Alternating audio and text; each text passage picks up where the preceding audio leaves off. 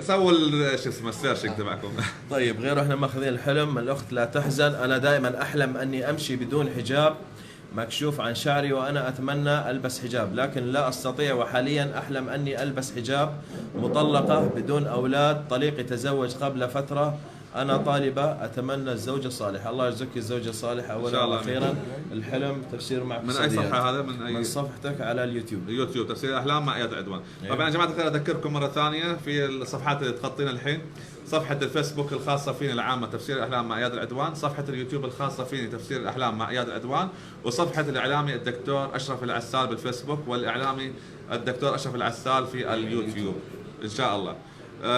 بالنسبة للحلم هذا أختي الكريمة، هو أن أنت تأتيك عروض كثيرة، ربما ليس عرض واحد لأنك شلت الحجاب وحطيتيه كذا مرة، فتأتيك عروض كثيرة.